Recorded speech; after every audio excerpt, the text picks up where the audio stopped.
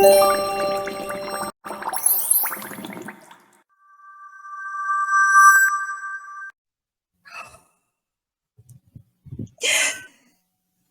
everybody, welcome to the Lightning Bolt Chronicles. I am Xtina McCrary on Facebook, aka The Black Mirror, aka Captain Consistent, aka The Mom Friend, aka Xtina EPeezy on Instagram and TikTok, host of McCrazy's Place podcast on YouTube, and it has an IG and a Facebook, co-host of the Thursday Night Live on the Sarcarrogance Media Group Network. That one streams live on multiple places. If you don't know, you better find out.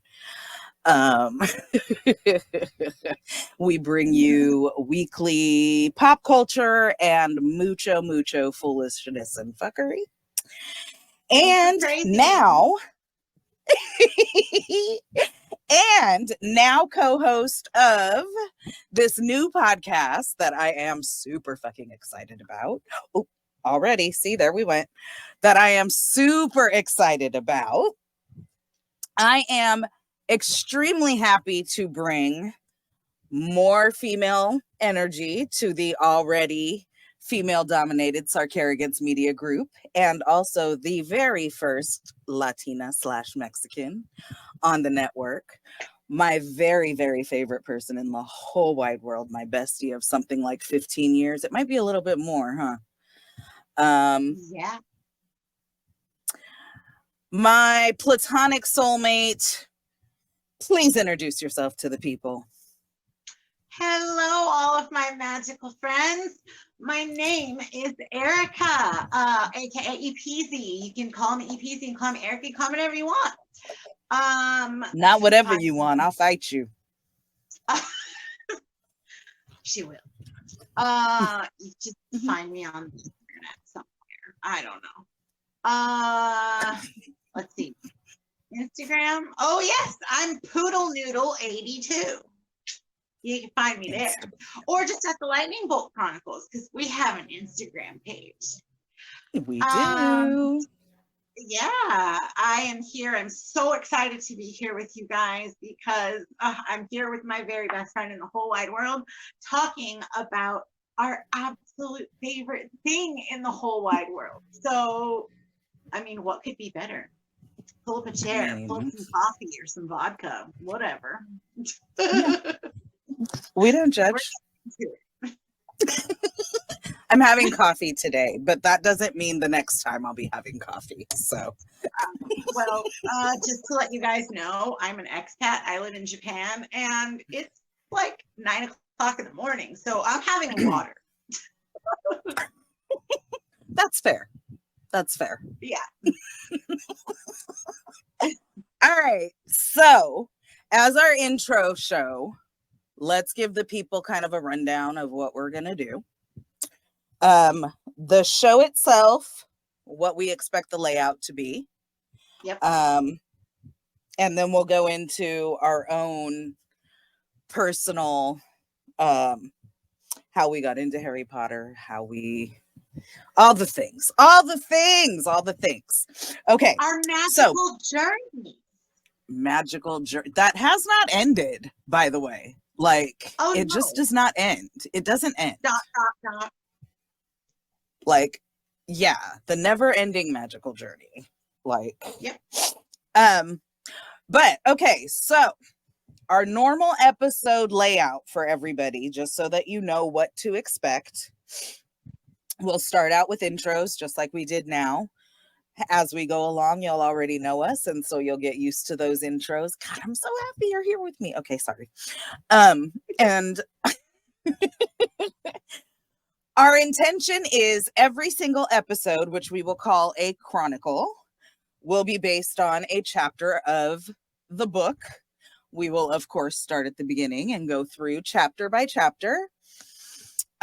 We will talk about the books. We will talk about the movies. We will talk about the books versus the movies. We will talk about canon. We will talk about all of the things. This is a... Hold on. For reference, Erica, sweetie, how many times have you read the books? I don't think I can count. Okay. So I am currently in my 8th round of reading all of the books. And Erica's different than me. She'll just feel like, oh, I want to read book 5, and she'll pick it up and start reading that one. I consider all 7 books one story. And when I read it, I start at the beginning, which is book 1, and go all the way through to book 7, because to me, that is the story. I can't pick it up in the, even though I know them well enough, like I could pick it up in the middle, but I'm a There fucking are just weirdo. times where I'm like, God, I really want to relive that one moment where Moody said blah, blah, blah. And I just, Oh, see, I find that that moment for me is a particular moment in a particular book. And usually what I do is, instead of going back and reading it, I'll pull up the audiobook and let it read that chapter for me. okay. But yeah, When it comes to audiobooks, I try, but it doesn't work. It's weird because it depends on who's doing the reading. It Yeah. really does. It makes a lot of difference on who's doing the reading. But yeah, when we say deep dive, we mean deep dive, because we will analyze and we will talk about holes and we will make jokes and we will talk about the things that, I mean, I don't know about you, sister, but every time I read them, I find more things. Yeah, hence why you get really random messages from me about the book or about the wait, if this happened, then why didn't this happen? Or did you notice this? And it's literally just like a random message. And we thought you guys might enjoy that, because that's what this will probably be. Yeah. So we will get into, like I said, each chronicle will be a dedicated chapter. We will go in order. So our next episode will be chapter 1, book 1, The Boy Who Lived. Everybody knows that's where it starts. Or if you're not, if you're new to Harry Potter, you didn't know that. Potterheads will know it all starts with The Boy Who Lived. So we'll talk about that. Our plan is for each episode to be about an hour. We'll chat about the meat and potatoes of the chapter and what happened and whatever for probably a good half hour or so. Then we'll move into our second segment. Erica, you want to tell them about the second segment? Maybe. Maybe. I'll give you an overview. So yeah, that's what we're here for, right? Yeah. The second segment is called Making Magic. Give them a summary of what making magic is. The second segment, like Christina said, is called Making Magic. And one of the things that I'm a crafty person. Okay. I get these crazy ideas in my head. Sometimes they're small and sometimes they're not. And I want, yeah, I really love Harry Potter merch. I really love the idea of surrounding myself with Harry Potter things that are so lovely. But, sometimes they're not accessible. Sometimes it's really hard to consider, should I feed my dogs this week or should I buy this amazing replica? And, my dogs need to eat. So I'm so glad you love your fur babies. So that they can eat. So what I came up with in this segment is trying to make Harry Potter goods accessible by crafting them, by making them ourselves. And a lot of the things that are in my collection that I've made myself or that I've gifted people are some of the most enjoyable things in my collection because they have that kind of meaningful, like I made this kind of feel to it. And, sometimes you just want to have that connection with the stuff. I know that we have the connection from the books, but it's just a different feeling when you've made it and you put it on your shelf and you can look at it along with the other stuff that you've collected. So making magic is basically bringing a little bit of Harry Potter into our world on a budget, in an accessible way. Hopefully we can make things happen in under like less than $5, especially if you've got a Dollar Tree, a dollar store, 99-cent store, anything of the like in your area. So that's what it'll be. And it'll go basically with the chapters. Like hopefully we can find something in the chapter that sounds really fun that we can make and add to our collections together. Yep. And I'm super Also, excited because I've seen some of the shit she makes. I mean, the stuff this she makes. See, this is why PG, because I'm a potty mouth. Sorry. we're just muggles. What We're can just we do? muggles after all. That's it. This shelf is empty because this is where I would like to house all of our homemade goodies. Yay. I have several of her homemade goodies. Yeah, I do. you do. Although actually probably the best collectible I have also came from you. Oh, I haven't used it. really? I don't know if I will. Really? Yeah. Would you I'm like scared to share? use it. So for my last birthday, this beautiful human sent me a Loungefly bag. And okay, let me back up a little bit. So last Christmas when I went to Japan, she postponed last year's birthday party for Christmas when both me and her mom would be there. And she had like I said, she don't do anything little. She says little, but she don't do nothing little. Her ideas are big and over the top and amazing. And like the kind of ideas where you're like, dude, we're going to have to tone it down because there's no way we can do that. But somehow she figures out how to do it. Yeah, that's her little ideas. So she threw this Harry Potter party where we were all in costume and like, I'll spare you the rest of the details because there are a lot of them because like I said, she doesn't do anything little, but I was Luna Lovegood for the party and you just gotta love Luna. And so the bag that she sent me, first of all, I had never heard of Loungefly. I'm not like, into name brands and things like that. So I had never heard of Loungefly, but she sent me, shout out to Loungefly. She sent me a Loungefly Luna Lovegood mini backpack purse that is the cutest goddamn thing I have ever seen. And I'm scared to use it because I'm hard on purses. It is literally one of the most beautiful purses that they've ever made in the Harry Potter collection. It is the most adorable Harry Potter thing I own. And I own a lot of Harry Potter things. But I want you to use it. Like, I know you do. You know what? Especially for you, I'll pull it out and use it when I come to Japan for Christmas. It'll be my when I go to Japan bag. All right, I'm gonna have to match it with something else. They just released a Hippogriff one, and it is gorgeous.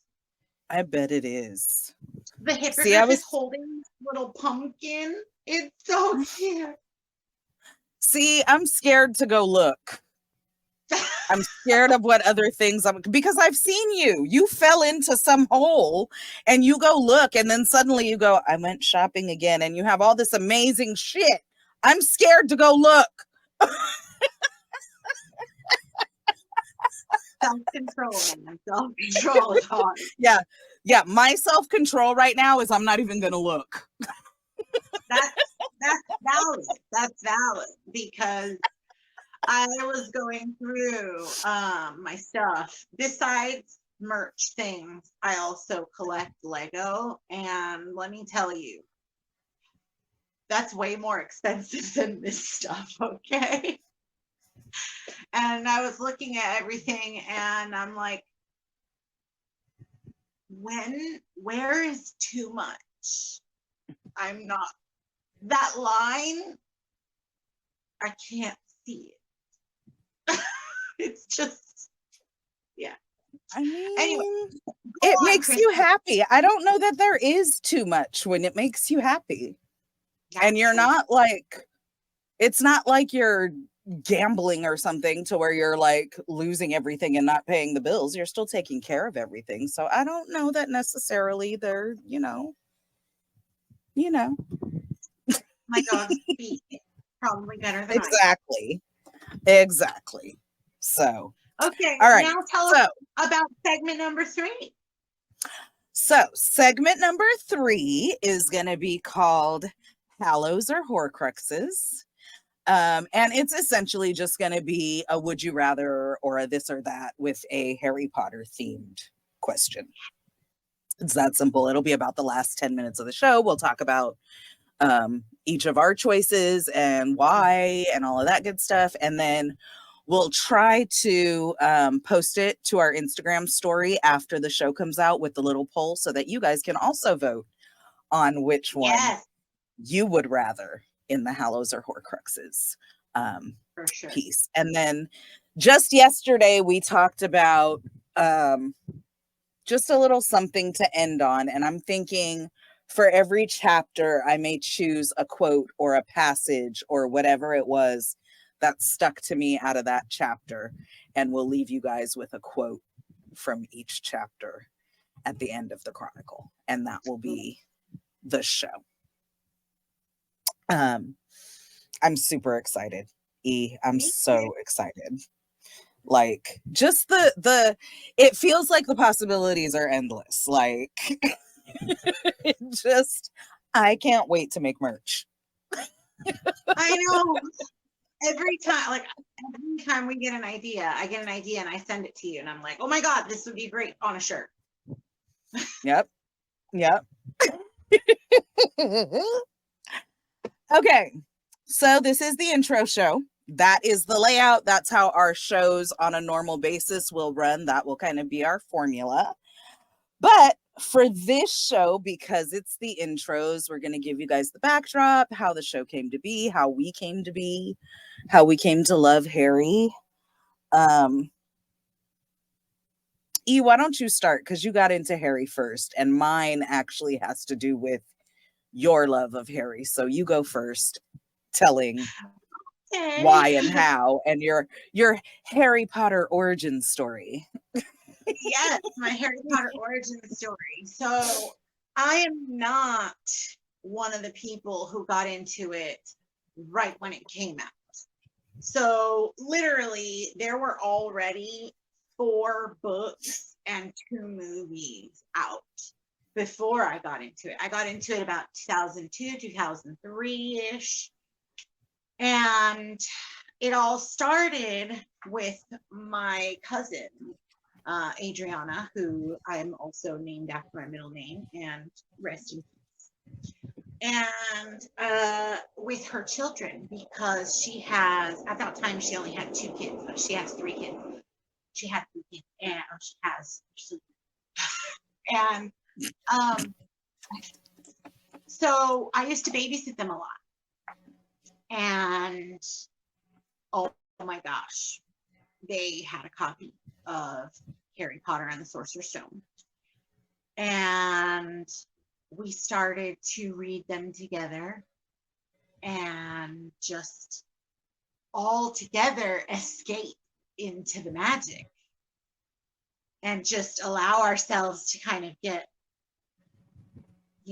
enveloped by the world and just have a really fun time while I was babysitting them. Like we used to go to sports and the house was a hot mess, chairs, cushions, blankets, everything everywhere. And we'd climb into our little fort and just start reading. And it was so much fun. And we'd play Harry Potter too, like make believe. And we'd watch the movies together and stuff. So that's what got me started. And then even I noticed when I wasn't babysitting them, I'm like, I'm reading these books. I'm like, these are not just children's books. These are everybody books. And I'm into it. And at that point in time, there was no going back. There was no getting out of it anymore. And by this time, it's like end of 2000, or about 2003 when the fifth book came out, when Order came out. And Harry Potter and the Order of the Phoenix, for those that know. And I found myself pre-ordering the book at Barnes and Noble. If you have a Barnes and Noble, if you don't have a Barnes and Noble, it's a bookstore. And on the West Coast, we have Barnes and Noble. I don't know if it's everywhere, but they do pre-orders, and they stayed open for the midnight release of Harry Potter and the Order of the Phoenix. And I went. I'm like, midnight? I can have it in my hand at midnight? Are you kidding? I'm there. And I saw a bunch of people dressed up in cloaks, dressed up in uniform, wearing, various t-shirts or just having merch with them. And I wasn't there yet. I am now, baby. I wasn't there yet, but I was like, wow, they're so, I don't know, I felt like they're so brave, like how freeing to just be you know. And I got that book. I'm like, give me my book. I pre-ordered it. That's me. Yeah, give it to me. And I just started, and I started reading it at Barnes and Noble, literally it being in my hand. I was reading it in the checkout line. Oh, it was prepaid, pre-ordered, prepaid. You just grab your book, they check it off the list, and you walk out, baby. Oh, nice. Yeah. Oh, yeah. And I couldn't put it down. Like with every other book that I had read, I could not put it down. It was one of those all-nighters. Don't sleep, just keep going, keep reading until you hit the back cover. And that happened subsequently, with every other book that came out. Even as they got longer and thicker. Of course.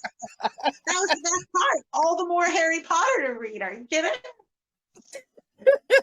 You're like, yay, this one should take about 20 minutes longer to read. Yeah. I'm like, sweet. They bought us 20 extra minutes in the world. But I mean, the crazier part is I hit the back cover and I just flip it over and, maybe start all over again. So nice. I did that a few times as well. Okay. And what I also found is that subsequently I was also one of the people who would go to the midnight release in a t-shirt or something that had some sort of Harry Potter on it. And it was like, you find your people. you really do. Yeah. I mean, the Harry Potter world is so big, and it attracts people of all kinds. So no matter what, you find your people, Yeah. And you always have something in common. That's what made me understand, like, the comic cons and all of that, why people go all dressed up. Before I went to a Harry Potter themed something where everybody was dressed up, I didn't understand it. Yeah. It's yeah. That was we get it. Looks weird from the outside, people. We get it. That was my first experience at Barnes and Noble, but I was already in the book, and I needed my drugs. I needed that book, Man. Okay. Anyway, so that's how I got in. Okay. So that's very important for how I got in, because me and Erica probably didn't even meet. We had a mutual employer. Yes. And so we met, I didn't even come there until the end of 2005. So the very earliest I met Erica was 2005. And it may not have been right away. It might have took a minute to meet her. And then once we met, we just slowly, like as co-workers, we started getting to know each other. And then eventually we were inseparable. Yep. But for those of you who don't know, old followers will know. New folks that are coming in, I am old. So I'm in my late 40s, kids. So by the time I met Erica, I was already 30 years old. 30? Jeez. Yeah, I was already 30 years old. I had 2 kids. I was married. And at some point she tried to get me to get into these books. And I was like, girl, like, I don't Just for fucking... context, I'm now 40, and when we met, I was 23. Oh, wow. So 17 years, not 15. That's why I said 15 or a little bit more. Yeah. So, yeah. Yeah. When I met her, my babies were in elementary school. My babies are now grown-ass people. Yeah. In college. And they love her. That's Auntie Erica. They love the hell out of their Auntie Erica. And my ex-husband loves the hell out of my Auntie Erica, his ex-wife's sister, because we ain't blood, but we were for damn sure sisters. Yes. Excuse me, I didn't mean to say were. Are. There's no breaking this, baby. We go to the grave. Oh, yeah, no. Yeah, our brains are like fucking fused. I mean, friggin' fused. Anyway, so by the time I met Erica, I was already 30. I had been married for like 5 years. I had, so then the kids they were little. They were little. Oh, yeah, because they were only, the oldest one was only born in 2000. So, yeah, by 2005, they were little, like they were 5 and 4. Yeah. Okay. So anyway, Erica was like, dude, you would love it. You would love it. I promise you would love it. And I'm like, dude, I don't do magic and wizards and shit. That's just not my deal. Like, I wasn't trying to hear it. And she was like, okay. She never pushed, but she would mention it. And then she'd be like, okay. And what actually happened was we took the kids on a Nickelodeon cruise. I want to say this was like 2009.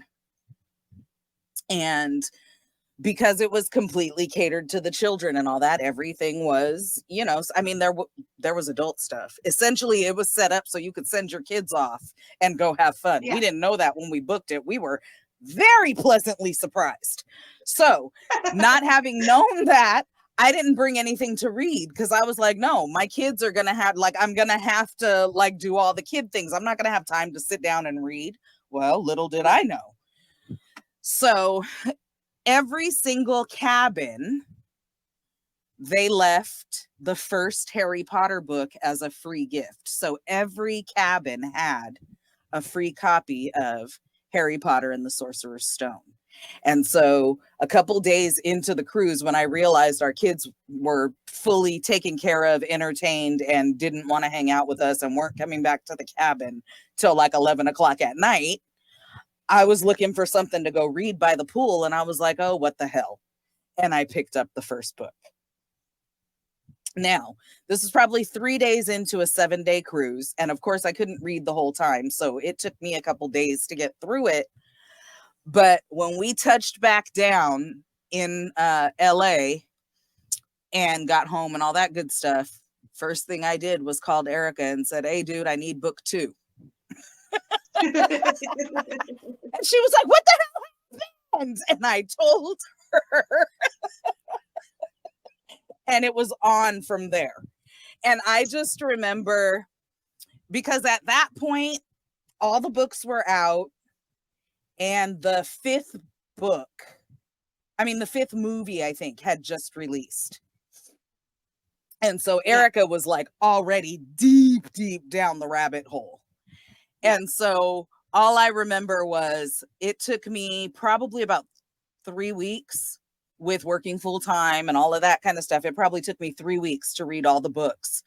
But while I was reading, Erica would get random texts. Oh no, XYZ happened. I know, why didn't you tell me blah, blah, blah? And she'd be like, I know, I was waiting for you to text me. I didn't want to ruin it for you.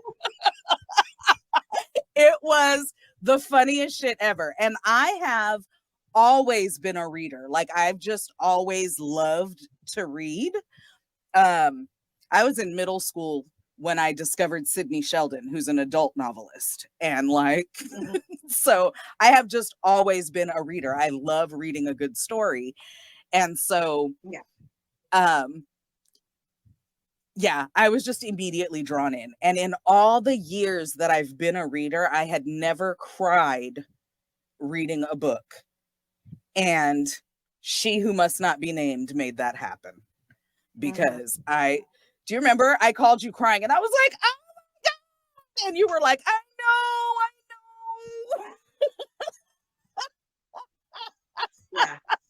Yeah. So that's how I got into Harry Potter. Several times where I cried. Yeah. And so that's how I got into Harry Potter, and then subsequently introduced it to the kids because I started reading it to them at night before they went. I mean, they were old enough to read themselves, but it was like kind of a bonding thing the three of us would do together. Like they'd be like, Mommy, will you read tonight? And I'd be like, all right. And I'd go in and I'd read a chapter before they went to bed. So yeah, we are a full Harry Potter family over on this end. And as you can see, I am forever repping my house.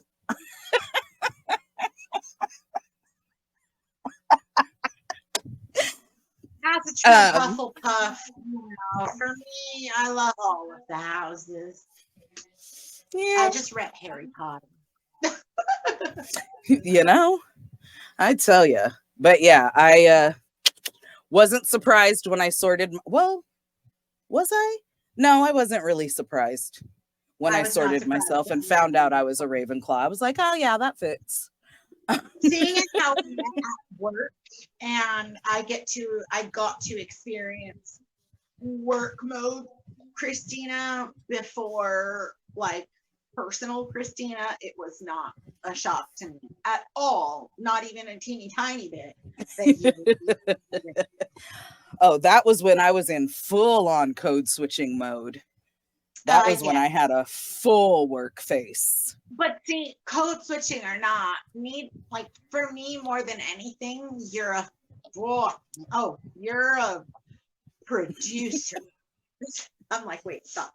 I mean, you get things done. You need something done, like out of nothing, call her. Captain Consistent over here. That's right. She'll make it happen. But yeah, so thankfully our situation of like how we met through our mutual employer was in the stars, was in the universe for us to connect and to meet and to get to know one another and just become platonic soulmates here. And it just so happened that at the time I lived 5 minutes away from work.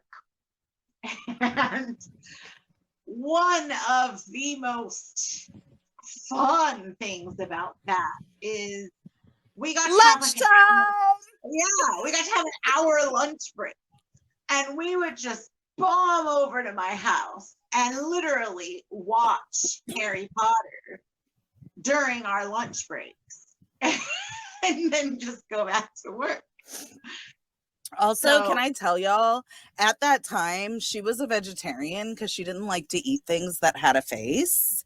Yeah. But she's also a stellar fucking chef. And so, yeah, we would book it to her house and she would make me these vegetarian meals that would make me not give a damn that they were vegetarian because I'm a friggin' carnivore to the core. And we would eat lunch and watch Harry Potter. All you need is flavor, man. Flavor. You used to do the flavor because I wouldn't spicy. even care. I would not even care. I'd be like, damn, you wouldn't even know there's no meat in this. Yeah. That was amazing, being able to watch Harry Potter during our lunch breaks, and like that way watching it at the same time and talking about it as it happens, and then talking about it as to how it relates to the books. And like we've always had this back and forth banter and kind of just breaking down everything within the Harry Potter world, which was so fun from the get-go. And that tells you how extensive Harry Potter is. We've been friends for 17 years and we still continue to be able to have these in-depth conversations as we go through and find new things when we read again. I always let her know. I'll be like, hey, I'm reading again. That way that's like the warning that she's going to get random ass Harry Potter messages. Random. Yeah. So, I mean, hello, to be fair, you and I are connected enough that we always send each other Oh yeah, and then they're not random. Like they're not random to us, but to outsiders. Yeah, like if somebody came and stole one of our phones and looked at conversations, you'd be like, is this a psych ward?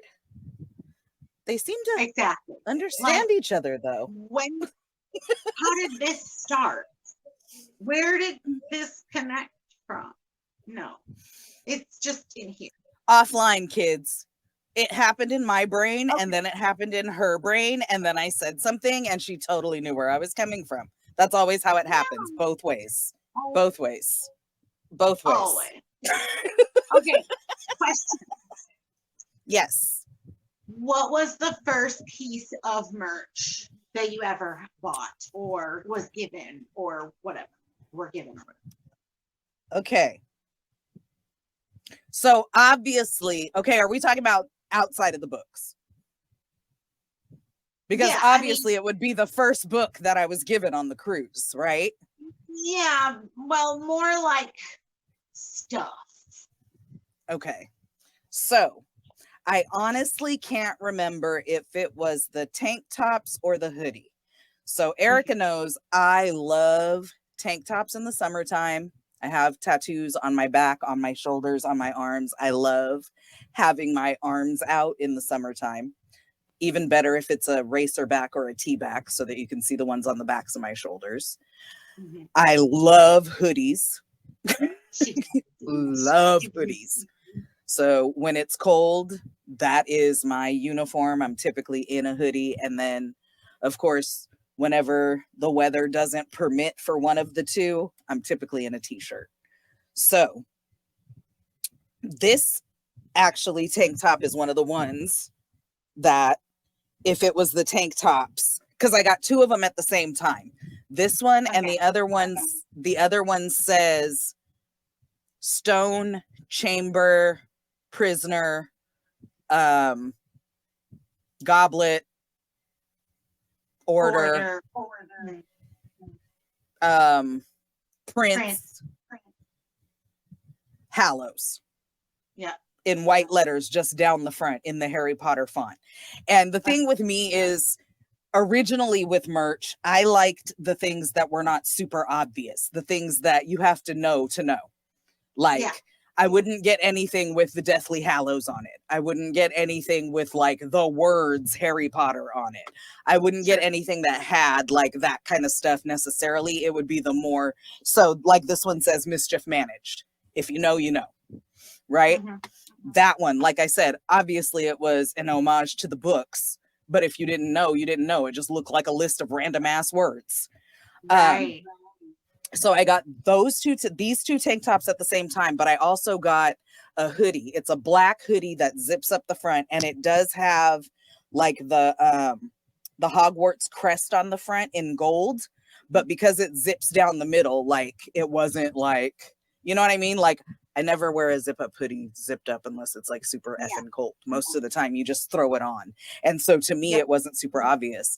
And I can't remember if I got the hoodie first or the tank tops first, but I have all of them still. And that poor hoodie, the little ends are so frayed and all of that, but trust and believe I'll still put that damn thing on and wear it like it ain't Oh, nothing. that's right. The warm times are the best. Man. What about you? So for me, Hot Topic, man. Thank you, Hot Topic, for just the random stuff that they've had. Shout out over to the Hot years. Topic. Yeah, for sure. I had like a half or like a 3/4 length sleeve shirt, like shirt material, like a t-shirt material, and it had a hood on it. Cotton or jersey? Cotton. Okay. Like straight up like t-shirt with a hood on it, and it was 3/4 length sleeve. And I'm like, how unique is this? I love this. I love a 3/4 length. And it was black, and it just had the Hogwarts crest on it. And I still have it. Who doesn't love a hood and then add your 3/4 length sleeves, which is like your thing? Yeah, exactly. And one of the other things that I really enjoyed that I received as a gift, because it was a birthday gift because I was getting into Harry Potter, is right here, the sorting hat. This sorting hat is literally the original sorting hat that was sold like at the time, in the early 2000s. So like full on, fully licensed, real Harry Potter merch. It is old. But it's held up well.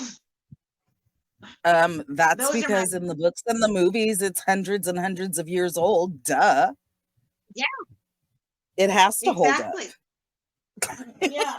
I mean, it still has like the visible little face and everything.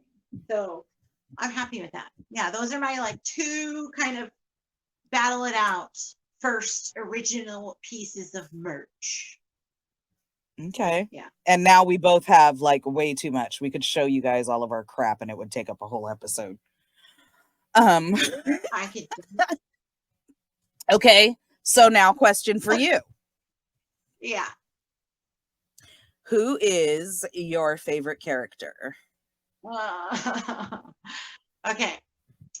We preface the favorite questions by saying at the moment. You can also distinguish between books and movies because their personalities are different in the books than in the movies. Oh, I plan on it. I'm like, I plan on it. Okay. In the book, to me, book Ron is so much better than movie Ron. I mean, yes, you get to associate a face with the character and stuff, but my brain did that when I was reading the books. So I didn't need to have that visual. Like I had visual in my head. And so it's interesting to see book Ron is so much more vocal, such a great character in terms of he has so much more to say. In the movie, he's very much a tertiary character where the other two have many more lines, right? And he just comes in with these little quippy lines, which he has in the book as well.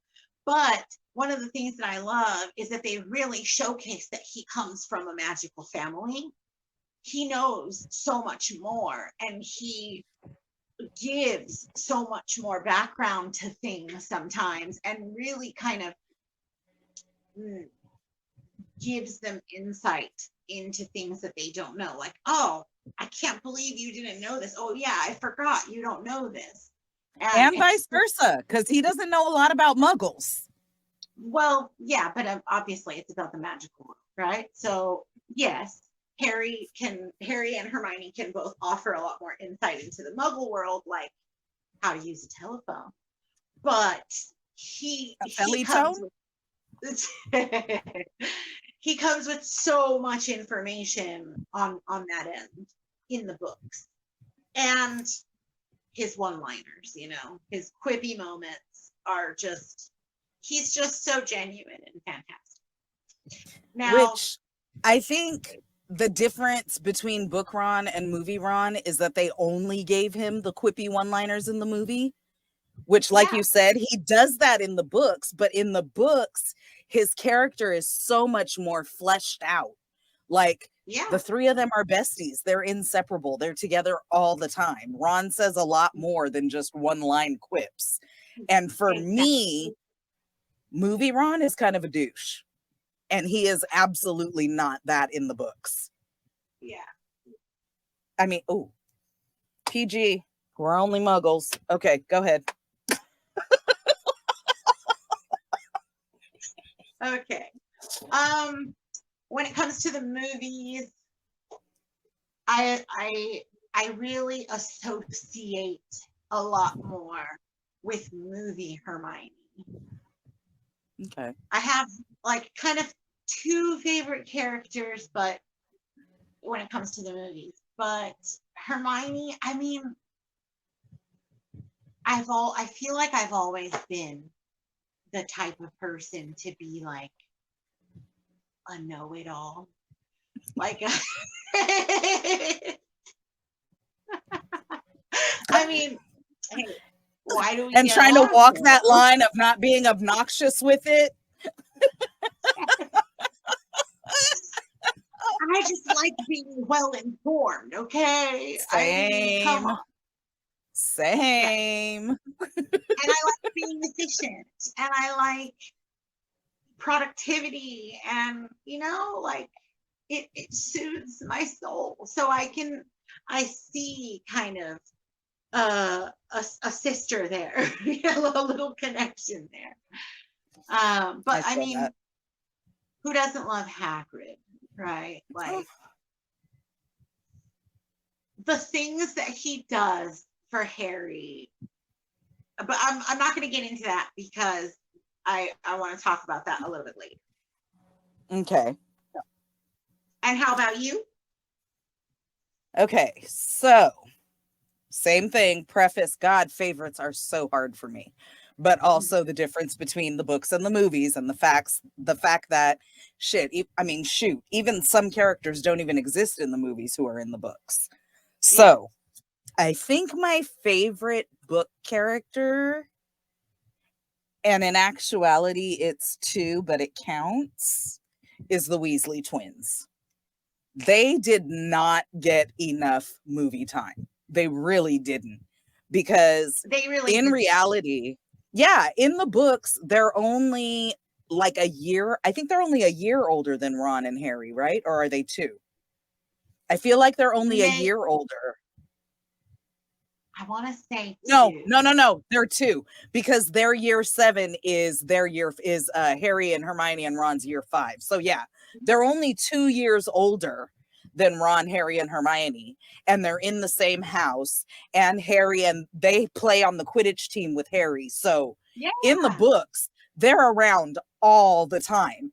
And the other thing about them in the movies versus the books is they're actually they're another inseparable trio, because Lee Jordan is their best friend, and he's around all the time, and you don't really get to see him a lot in the movies. He is in the movie, especially in the beginning. He's literally just like doing the commentating for the like in the first book. Like, but in the first movie. In the books, Lee Jordan is the Weasley twins' best friend, and the three of them together are a friggin' hoot. and they Yes. are mischievous, but like not in an evil or dirty way. They're like pranksters. They're always doing Right. something. And Fred and George finish each other's sentences like all the time. And like, yeah, like definitely the Weasley twins and Lee Jordan as an honorary second in the books. Definitely that. As far as the movies go, I think my favorite character is probably Luna. And she doesn't deviate a lot from the book. She does get a little bit more. Again, the character is more fleshed out in the book, so I love book Luna as well.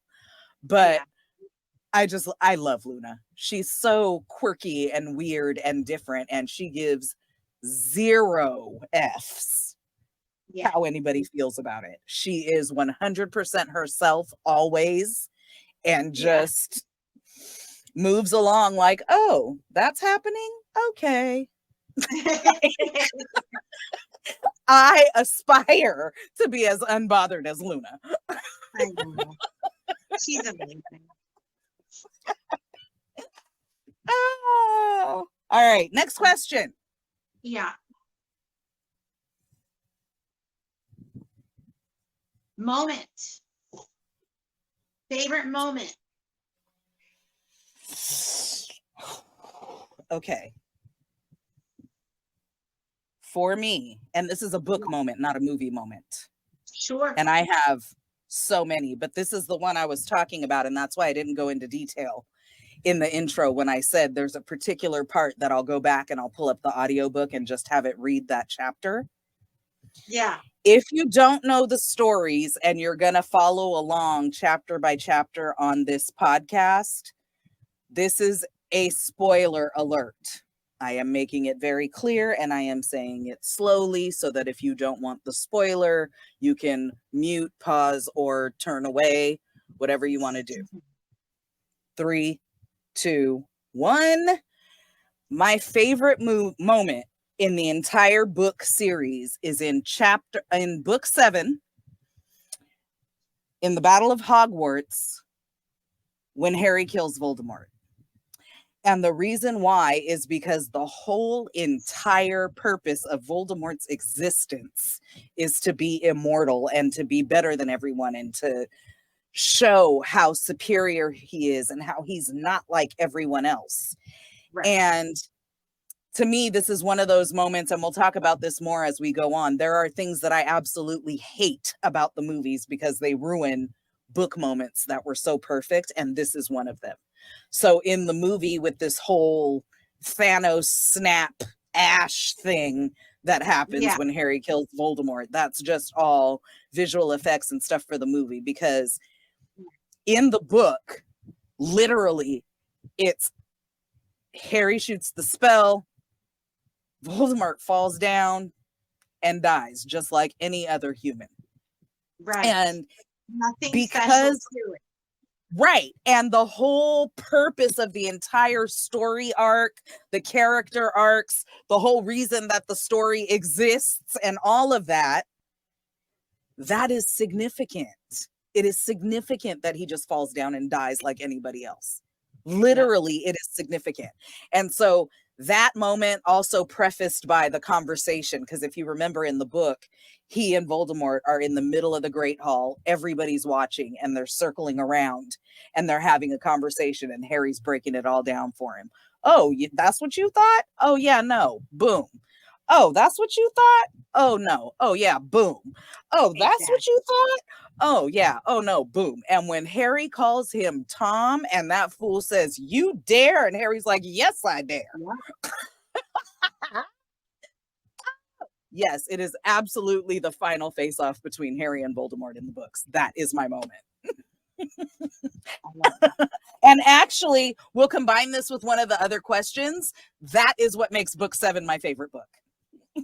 Okay. Combo. Mm-hmm. See, for me, I'll go my favorite moment.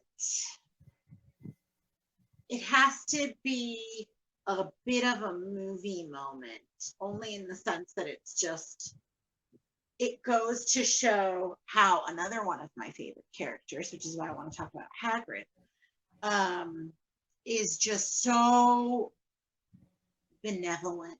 Like throughout, he's just like living his own life kind of through the three main characters. Like he didn't get to have the entire Hogwarts experience because he was kicked out because of some old BS. Like, you know, that wasn't fair. Damn And Tom Riddle. Yeah, everything goes back to Tom Riddle.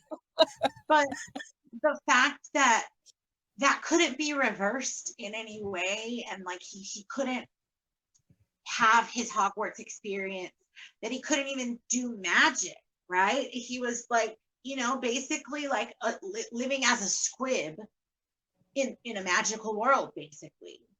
And it didn't tear him down. It didn't break him. It didn't break his character, his spirit, his ability to love. And it shows when at the end of the first movie, he says to Harry, he gives him that album, The with photo all the album. pictures.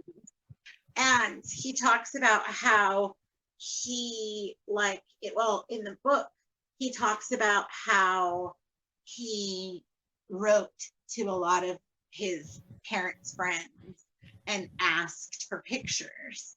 And then they put it in the album, and then he gets that album, and it's like his little keepsake.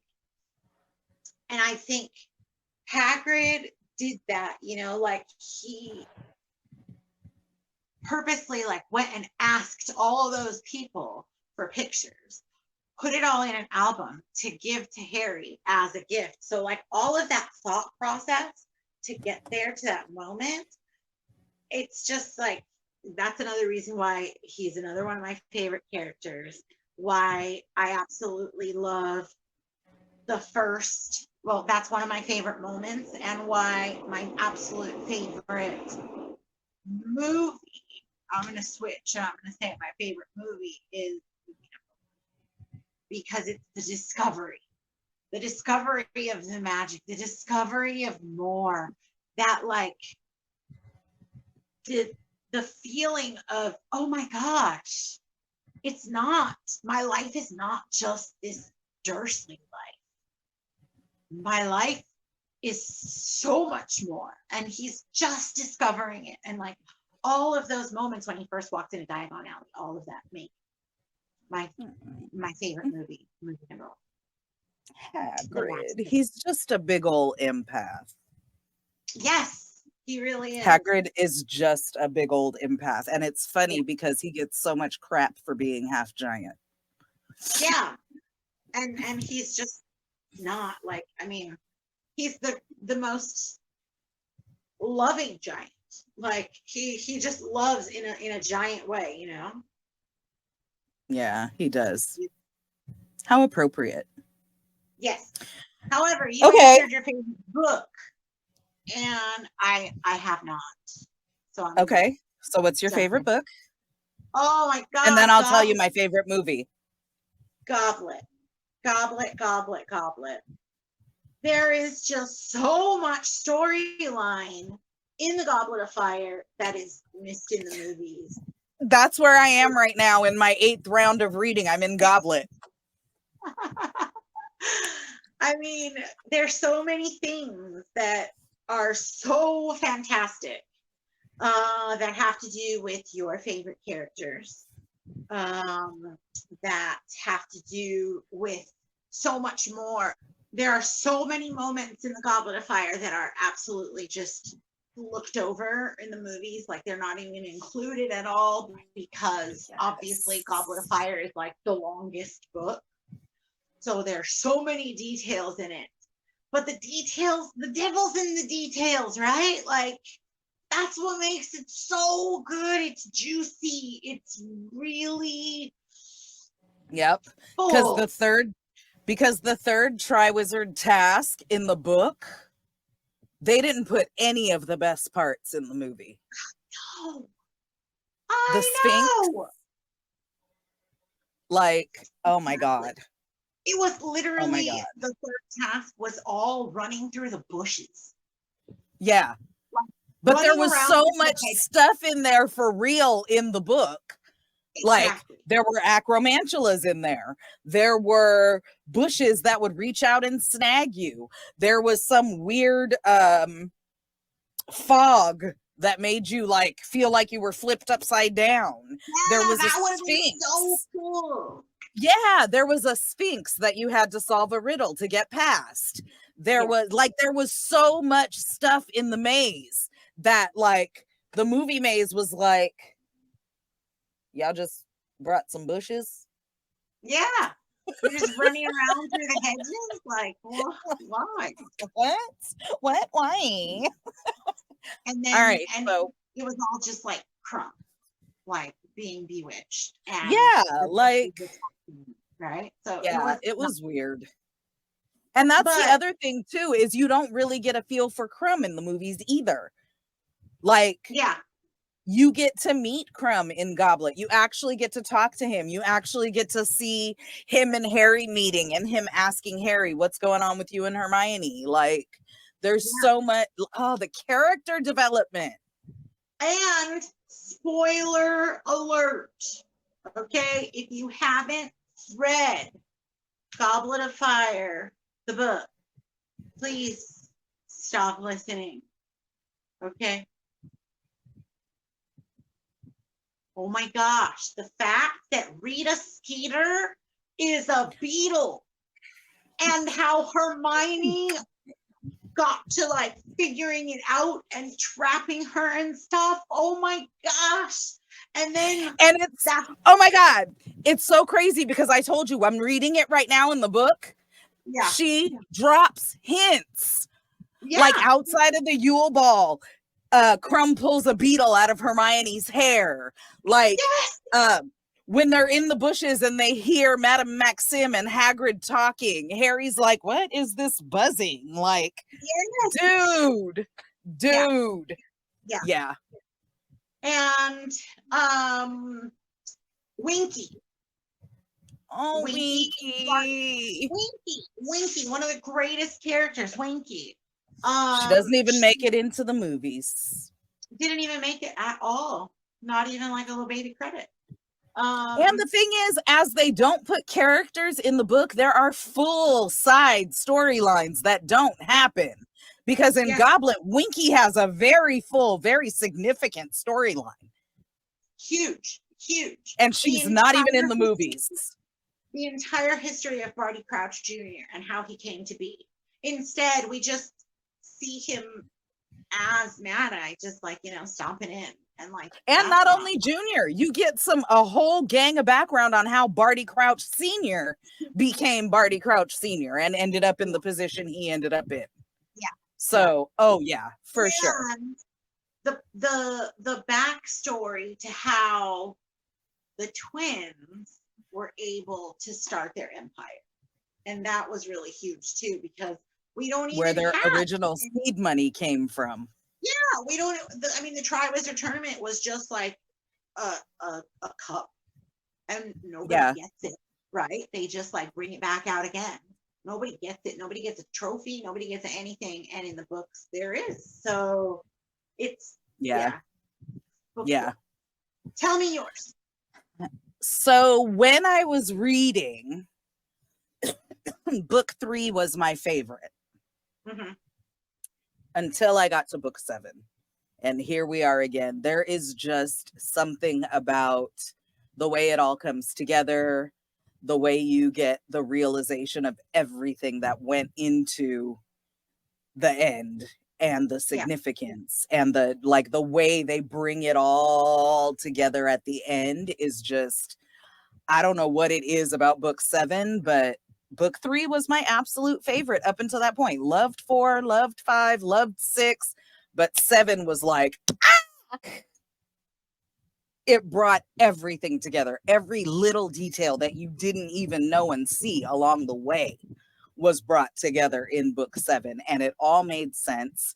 And the overall moral and point of the story, and just the messages that were book seven for sure. And then books, oh no, we already talked about my favorite book. We didn't talk about my favorite movie. So Right. like I said, I have issues with the fact that there's things missing from the movies. I mean, I still watch them. They're great. It's what we have, which makes me really excited for the new series that's coming out on Max. I cannot wait. But my favorite movie would then have to be Deathly Hallows Part 1 or movie 7. And the reason is because, as my favorite book, the first movie, I was so excited when they said they were going to break it into 2 movies, because I was like, oh my God, they'll be able to put everything into it. Right. And the way they did book 1, which you remember, we went and saw it like 3 a.m. when it came out. Yeah. Was that the one where we went at 3 a.m, then went to IHOP, then went to work? Yes. Yeah. The way they did that movie, it was very, very, very close to the book. And where it ended was a perfect place for it to end, for you to anticipate that 8th movie. And I was super excited for the 8th movie. Unfortunately for me, the 8th movie was a disappointment. I feel like they didn't put in the amount of detail that they could have. I felt like they completely missed the point of making the 7th book into 2 movies. And one of my absolute favorite moments in the book was ruined in the movie. And that's when, spoiler alert, that's when Hermione and Ron kiss for the first time. Oh yeah, that was terrible. Yeah, the way they do it in the movie, it's actually like endearing, but it's funny because Harry catches them and he's like, dude, right now, like, I get it, but can we wait a little bit? Like, whereas in the movie, that like look at each other surprised and then suddenly kiss drenched in the water of the Chamber of Secrets, it was like, I literally was like, what the is this? It was, yeah. It the was first time I saw it. So highly anticipated. And then you do it like that. Like, yeah, I was mad, actually. I was mad. I was like, I am so mad you guys did. What is this? Yep. So angry. Okay. All right, you guys, we're a little bit over, but we're almost done. We have one more question, and then our Hallows or Horcruxes, and then we will sign off. So the last question on our list, Erica. Yes, ma'am. What is your favorite magical creature? I have to choose 2. I can't. How about I break it down into current, like, I mean, not current, but from the books, and then from the new movies, I guess. Because, I mean, Fantastic Beasts. It's full of beasts. Okay, so number 1, it has now, to be hold on. For those of you who don't know, the way the Fantastic Beasts series hooks into the Harry Potter series, the textbook for Care of Magical Creatures, which is taught by Hagrid, the actual textbook that they use is Fantastic Beasts and Where to Find Them by Newt Scamander. Yes. Erica? Newt Scamander. Okay. In the, I don't know what we will call the original series, which is 1 through 7, it has to be Buckbeak. Beaky, my baby Beaky. The fact that he demands your respect first, like, yeah, that's huge. That's powerful, because that's how animals work, right? I mean, you're building a bond with this animal. You should be. Being. I mean, yeah, with this other being, right? It's another being, and another being is going to demand your respect. Like, you have to be able to have boundaries and approach with caution. And if should they let you in, then you're in, right? Because after that, like, how magical. You could ride him if he lets you ride him. You could fly on his back and like share in that connection. And obviously a very like understanding being, like connecting, right? You can connect with And them smart. Yes. And Yeah. he knows how to have a good time when the bats come out, like he's eating bats and eating ferrets and all kinds of stuff, like yum yum. Just chilling. Yeah, it's kind of good old time. But when Fantastic Beasts was introduced, oh, a Niffler. It's over there. Hagrid did Nifflers as a class. That's Remember? true. Yeah. But Matter of fact, it's in book 4 because I just read it not too long ago. He buried leprechaun coins in his yard and gave the class Nifflers. That's all that we understood about it. Like we didn't get to see them. We didn't know what they look like. You're right. We got to get that insight in Fantastic Beasts. But, no, there's more in Fantastic Beasts because I just watched it a little bit before. They actually have tracking powers, and they do. Nifflers do? Yeah, get lucky thing.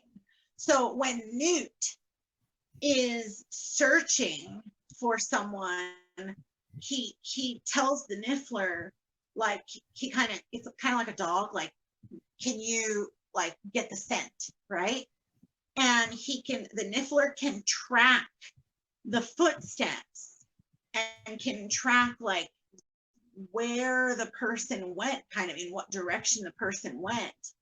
And there's just so much more magic to the Nifflers, which I mean, I find the treasure hunting part absolutely adorable and endearing, and one of the things that attracted me to them. Like, they're so cute, like those little thieves, but there's just so much more magic to them, and that's what I really like. Interesting. I'm gonna have to watch Fantastic Beasts again because I don't remember that. Yeah. It was in the second one. The Secrets of Dumbledore. No, I think The Secrets of Dumbledore might have been the third one. The third one. The second one. It was in the second one. Yeah. Okay. I think my favorite magical creature, just cause, I think it has to be Fang. Aww. I think it has to be Fang the Boarhound. This massive ass dog that you would see and be like, ah! But he's just a big old teddy bear. He's a coward. He's scared of everything. And the way he's bigger than the Golden Trio the first couple years because they're so small. They're 11, 12. And like the way he jumps on them and licks them, and like he's not twice their size. Like, and Fang is like Hagrid there the whole time. Like, it has to be Fang. It has to be Fang. Fang is adorable. And when he gets hit by spoiler alert. And when he gets hit by a stunner spell, and then Hagrid had to carry him around his neck. Oh gosh! Like, are you okay? Yeah. Oh, I love Fang so much. All right. Okay. Here. Third and final segment.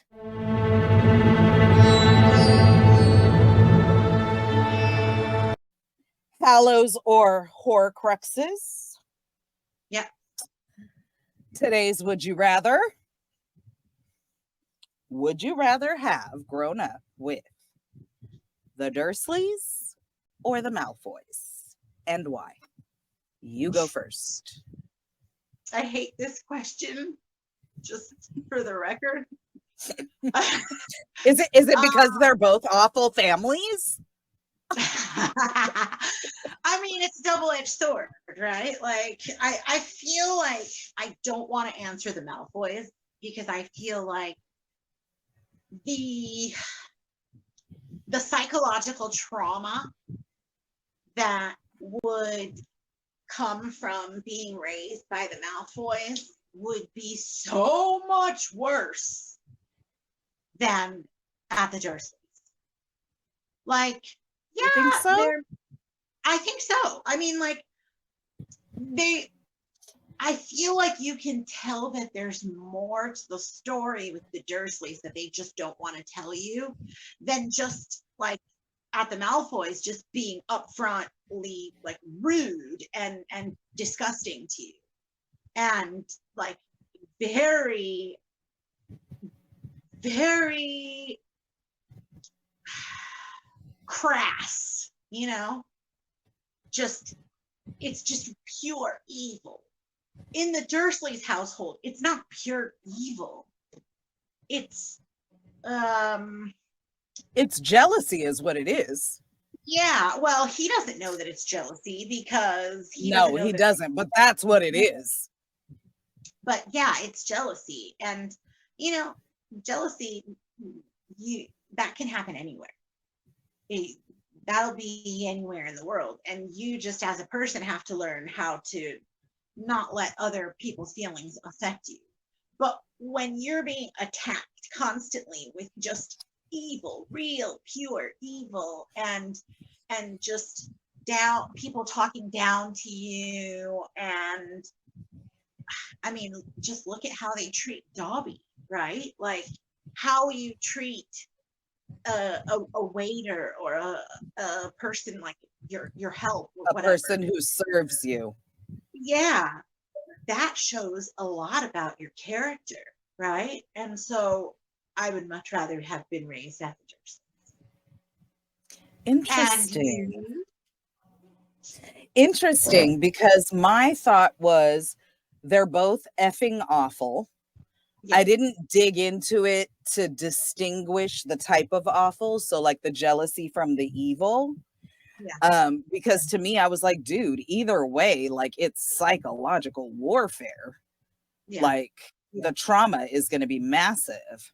So for me, I broke it down to I chose the Malfoys, but simply because Harry growing up alone at the Dursleys, he had no ally, he had no nothing. Whereas if he grew up with the Malfoys, Dobby and Harry would have been like this from jump. He would have at least had Dobby. Yeah. So I chose the Malfoys. See, I thought about I'm like, well, he would at least have magic, right? Yeah, Like, that too. Like it was about what other good things he would have there versus being with the Dursleys. Because to me, it was like, dude, this is a shit choice. Like, yeah, that's the problem. It's a choice. alone, Like, alone under a rock by the creek. That's where I'd rather grow up. yeah, I just feel like it would be so much sadder. It would be so much more like emotionally painful to grow up at the mouth. Like just look at how Draco turned out. You know? Unpopular opinion, he didn't totally turn out too bad, in my opinion. We'll talk about that later. Yeah, he didn't, but He had some redeeming moments and qualities, but we have so much time to get to that because thank you for watching our intro episode, you guys. can I just say one thing? Of course, I was going to turn it over to you anyway. Welcome back to Hogwarts, everyone. Woo! September 1. Hey! And we already know who's going to be acting up. Yeah. All right. Tell the people where to find you. I'm on Instagram and my handle is Poodle Noodle 82. Why'd you say it like that?